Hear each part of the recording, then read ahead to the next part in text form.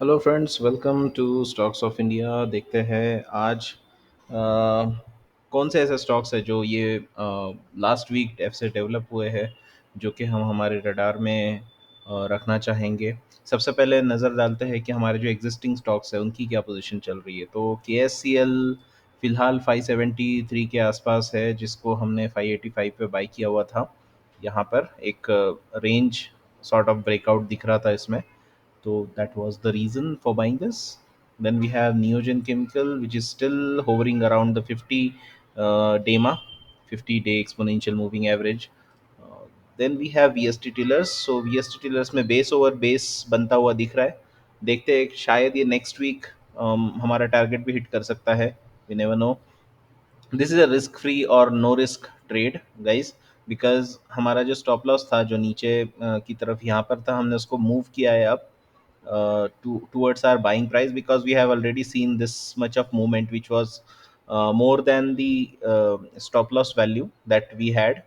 So that's why we have moved the stop loss towards our buying price. So even if the price comes at the break even, say for example in the next week, if the price falls to the break even point, we will be exiting the stock with no profit and no loss. So that's the strategy here. उसके बाद we have EPL. EPL में still it's a risk free trade. So the stop loss was somewhere here. We moved it up, and now the stop loss is now at our buying price. So this is also a risk free. Let's see कि कैसे price आगे pan out होती है। Then we guard में दो it's in the negative territory, but recently कुछ अच्छे green candles और साथ ही साथ कुछ इस तरह की प्राइस एक्शन देखने को मिली है, जो से फॉर एग्जांपल 2 अगस्त का जो कैंडल है, आप देख सकते हो कि उसकी टेल जो है वो काफ़ी लंबी है। तो ये दर्शाता है कि कहीं ना कहीं यहाँ पर अक्मुलेशन हो रहा है स्टॉक का। लेट्स सी के आगे क्या है मार्केट में हमारे लिए। बेल फिर से बाउंस दे रहा है अपने प्रीवियस स्विंग लो के आसपास से। सो देखते हैं कि ये अब कहाँ तक जाता है। National aluminium again a risk free trade. तो यहाँ पर 95 के आसपास है प्राइस। देखते हैं कि ये आगे किस तरह से पैन आउट होती है।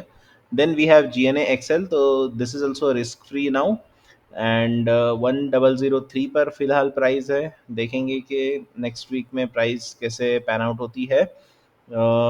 रीसेंट एंट्री थी हमारी फिनोलेक्स इंडस्ट्रीज में, जिसका पिवट 205 सॉरी 204 था। एंड फिलहाल तो इनसाइडर बार्स बनते नज़र आ रहे हैं। लग रहा है कि कहीं ना कहीं अगर 2 अगस्त वाली जो कैंडल है, अगर उसका ब्रेकआउट आता है तो 211 का वो उसका हाई था। सो 211 के ऊपर अगर प्राइस जाती है तो शायद हमारा टारगेट जो है 220 का, वो शायद हिट होता हुआ दिखे। फिलहाल ये इनसाइडर बार्स कंटिन्यूस बनाती जा रही है price.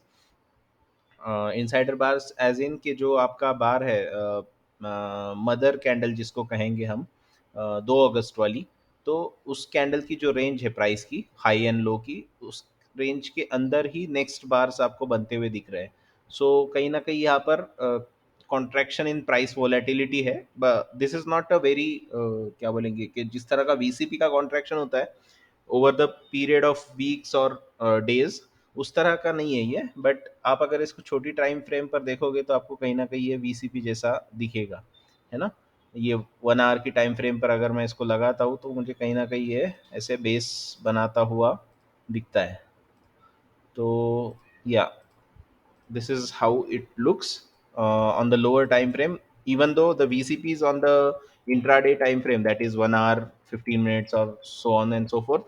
Those are not really reliable compared to the ones which are developed on daily or the weekly time frame. Okay, so let's moving on to the next stock, and that is Sansera Engineering। और यहाँ पे भी हमारा pivot hit हुआ था, उसके बाद एक गैप अप हुआ, क्लोजिंग नीचे की तरफ आई, और कंटिन्यूस 3 दिन से हम देख रहे कि 2 दिन से हम देख रहे कि क्लोजिंग अभी नीचे की तरफ हो रही है इस प्राइस की। देखते हैं कि अभी ये कहाँ तक ऐसे चलता है। कहीं ना कहीं एक रेंज ब्रेकआउट हुआ था, और ऑलरेडी प्राइस के अंदर इतना अच्छा मोमेंटम था पीछे की तरफ से। आप देख सकते हो ये वाला मोमेंटम जो था प्राइस का, तो इसने कहीं ना कहीं हमें हिंट दिया था कि अगर ये रेंज जो है, ये रेंज जो बनी हुई है VCP की, अगर ये ब्रेक होती है तो जो उसका अप ट्रेंड है वो कंटिन्यूअस जारी रह सकता है. So that was the rational behind getting into this stock. Let's see कि ये सही साबित होता है या नहीं. अगर नहीं हुआ तो ऑब्वियसली स्टॉप लॉस पे हम एग्जिट मार देंगे.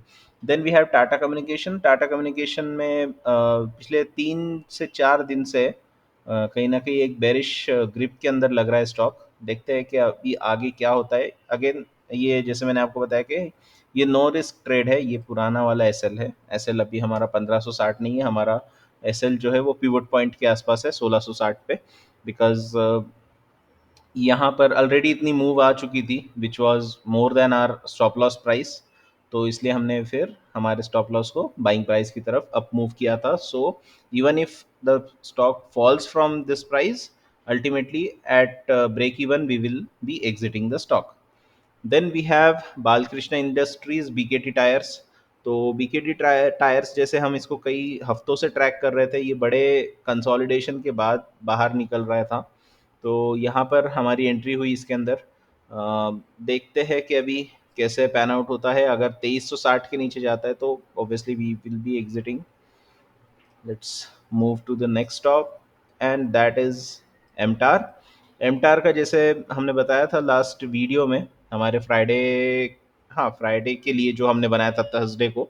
सो कौन कौन से स्टॉक्स हमारे रडार पर थे, तो तब एमटार भी एक था नाम, 2158 का जिसका पिवोट था. एंड यहाँ पर एक कहीं ना कहीं कप एंड हैंडल दिख रहा था with reduced volumes when the base was being formed. तो जब ये बेस बन रहा था तब वॉल्यूम्स काफ़ी ड्राई हो चुके थे, बनिस्बत उसके कि जब प्राइस ऊपर जाती है तब आप देखना वॉल्यूम्स किस तरह से जाइगेंटिक वॉल्यूम्स आपको देखने को मिलते हैं.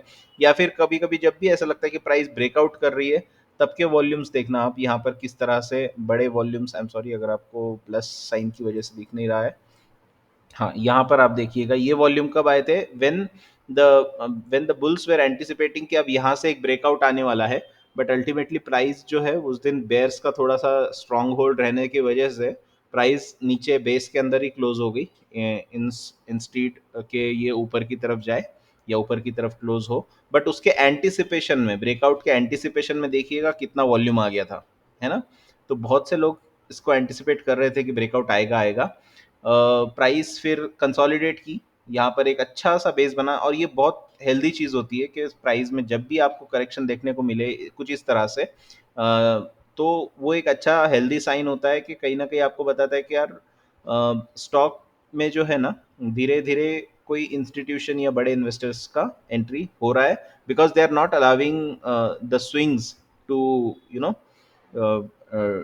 D, I am not recollecting the exact word, but हाँ डीजनरेट होने से बचा रहे. वो प्रीवियस स्विंग को डीजनरेट होने से बचा रहे. उसके ऊपर अगला स्विंग बनता है ना. This is not a hard and fast rule, but कहीं ना कहीं आपको समझ में आता है कि एक बेस यहाँ पे बना हुआ है. And that was the reason we thought के 2158 अगर ब्रेक होता है तो यहाँ से आपको नया अप ट्रेंड शुरू होता हुआ दिख सकता है. लेट्स सी कि अब ये सच में हमारे टारगेट को हिट कर पाती है प्राइस या फिर स्टॉप लॉस हिट करेगी, तो मार्केट ही बताएगा. बट कहीं ना कहीं यहाँ पर एक अच्छा क्लोजिंग भी दिया है. वीकली क्लोजिंग भी काफ़ी अच्छा है. अगर मैं आपको वीकली चार्ट बताऊँ तो आपको यहाँ से आप देख सकते हो, यहाँ पे आपको समझ में आएगा कि ये ओवरऑल जो भी रेंज थी उसके ऊपर प्राइस ने क्लोज दिया है. So that's a good sign. Let's see कि कल क्या होता है मार्केट के अंदर. सो या दैट्स एमटार फॉर यू. उसके बाद है रेडार वाले स्टॉक्स. जैसे हमने लास्ट वीक भी बताया था कि आईटीआई में अगर आप देखोगे वीकली टाइम फ्रेम के ऊपर, तो कहीं ना कहीं आपको एक वीसीपी सेटअप दिखता है. That's not a text book VCP basically, but एक बड़े कंसोलिडेशन के बाद प्राइस यहाँ पे स्टेबलाइज हो रही है. काफ़ी टाइटनेस आया है प्राइस के कॉन्ट्रैक्शन में. एंड लगता है कि पीवोट जो है 115 का, वो अगर प्राइस क्रॉस कर जाती है तो there could be an upside move happening in to the stock. Then we have confidence petro. Confidence petro भी वीकली पर सेम उस तरह का ही दिख रहा है. बट यहाँ पर एक वीकनेस मैं कहूँगा कि प्रीवियस स्विंग को इसने ब्रेक किया है यहाँ पर, लेकिन 50 डेमा को रिस्पेक्ट किया है. सो ये दोनों भी चीज़ें हैं. तो दोनों भी एक रेड फ्लैग है, एक ग्रीन फ्लैग है. 50 डेमा को रिस्पेक्ट करना is a nice thing, but previous swing को ब्रेक करना is not a good thing. So let's see कि 82 को अब ये पार कर पाता है या नहीं. So let's wait and watch. इसका अर्निंग्स भी ड्यू है, तो अर्निंग्स भी आ जाने दीजिए, मंडे को शायद इसके अर्निंग्स आएंगे, उसके बाद देखते हैं कि प्राइस एक्शन स्टॉक में कैसे पैन आउट होता है। Then we have this stock for primary IPO basis, from the primary IPO basis.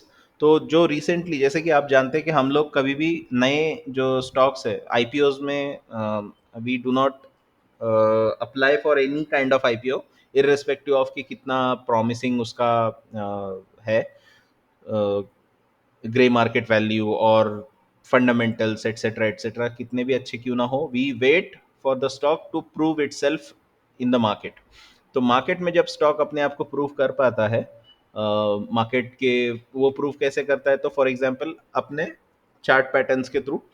तो यहाँ पर जो सप्लाई डिमांड का इक्वेशन होता है वो हमें बताता है कि यार मार्केट में प्राइस इसकी रिस्पेक्ट हो रही है या नहीं हो रही।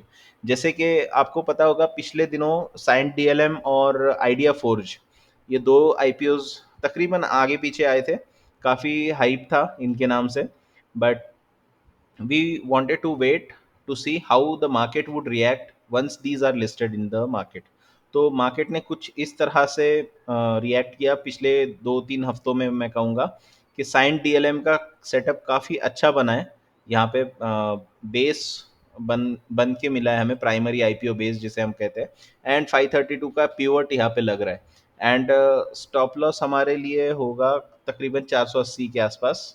इन केस अगर यहाँ से प्राइस पहले ब्रेकआउट आता है, जैसे फॉर एग्जांपल 532 को पहले प्राइस ब्रेक करती है, तो फिर 480 का स्टॉप लॉस होगा। इन केस अगर यहाँ से भी प्राइस नीचे जाती है तो फिर हमें रीअसेस करना पड़ेगा। ब्रेकआउट आने से पहले अगर प्राइस नीचे गिर जाती है तो फिर हमें फिर से रीअसेस करना पड़ेगा कि यार ये वैलिड प्राइमरी आईपीओ बेस है या नहीं है। बट जिस तरह से फ्राइडे का कैंडल बना है, लग तो ऐसे ही रहा है कि अब ये ऊपर की तरफ जाने की तैयारी में है stock. So let's wait and watch कि कैसे पैन आउट होता है। सो इस तरह से आप प्राइमरी आईपीओ बेस को ढूंढ सकते हो। प्राइमरी आईपीओ बेस यानी क्या होता है, मैंने इसके लिए एक सेपरेट वीडियो भी बनाया हुआ है, मैं चाहे तो इस वीडियो के एंड में उसकी लिंक ज़रूर दे दूंगा। कि प्राइस जब लिस्ट होती है, स्टॉक जब लिस्ट होता है, उसके बाद आपने वेट करना है कि ये ऑल टाइम हाई बनाए, उसके बाद एक पुल बैक रैली आती है, फिर नेक्स्ट अटेम्प्ट होता है, फिर से एक पुल बैक आता है, और इस तरह से आपने ये देखना है कि इसका जो बेस बन रहा है, तो क्या ये हायर लोज बन रहे हैं या नहीं बन रहे उसके अंदर, है ना। तो ये जब आपको नज़र आ जाए तो ये एक कंस्ट्रक्टिव सेटअप है, एंड देन आपने फिर डिसीजन लेना चाहिए कि आप इस नए स्टॉक में अब कब एंट्री लेने वाले हो या कब आप इसमें पोजीशन बनाने वाले हो। सो ये कुछ खासियत होती है प्राइमरी आईपीओ बेस को स्टडी करने की। आपको पूरी तरह से इसको स्टडी करना होता है, and then you have to make your own informed decision. ये हमें इसलिए पसंद है कि बिकॉज आईपीओ की तरह इसके अंदर वेट करो, अपने अमाउंट को लॉक करो, एंड देन लिस्टिंग में नाम आया, सॉरी अलोकेशंस में नाम आया या नहीं आया, ये सब झंझट नहीं होती इसके अंदर। इसमें आपको सिर्फ, और उसमें ये भी पता नहीं होता कि यार लिस्टिंग अच्छी होगी या बुरी होगी, तो ये जो आपका कंट्रोल उस पर नहीं होता basically. When you don't have your control on the price, तो फिर आप इरेशनल डिसीजंस लेते हो जब स्टॉक लिस्ट होता है। तो उससे बेहतर हम क्या करते हैं कि हम वेट करते हैं, आईपीओ में कभी पैसे नहीं लगाते, बट देखते हैं कि उसका फुटप्रिंट्स कैसे बन रहा है सेटअप का, and then we go on when we find a favorable setup, then we go on as per the at the price that we want to pay, and at the stop loss that we want to exit, and with the quantities that we can afford। तो कुछ इस तरह से हम इसको लेते हैं consideration में। Then we have FIEM. FIEM जैसे आप जानते हो कि ये भी एक लॉन्ग स्टोरी है, बड़ा बेस बना हुआ है इसके अंदर, और कई दिनों से कंसोलिडेट हो रहा था, अब लग रहा है कि इसमें भी अपसाइड आ सकती है। 1980 का हमारा पिवोट है। Then the new stock that we have found is Ingersoll. Only red flag is इसका अर्निंग्स ड्यू है, 10 अगस्त को इसका अर्निंग्स आने वाला है, तो तब तक के लिए वेट करते देखते हैं कैसे अर्निंग्स आता है, क्या आता है। अदरवाइज ये इसका पिवट पॉइंट है, सॉरी 305 3050 का, 3051 का बेसिकली तो 305 अगर प्राइस ऊपर जाती है तो फिर स्विंग लो जो भी होगा रिसेंट वाला उसके हिसाब से स्टॉप लॉस लगा के हम इसमें एंट्री करने वाले हैं। लेट्स सी कि ये कैसे पैन आउट होता है। बट जैसे मैंने पहले ही कहा कि रेड फ्लैग ये है कि 10 अगस्त को इसका अर्निंग्स ड्यू है।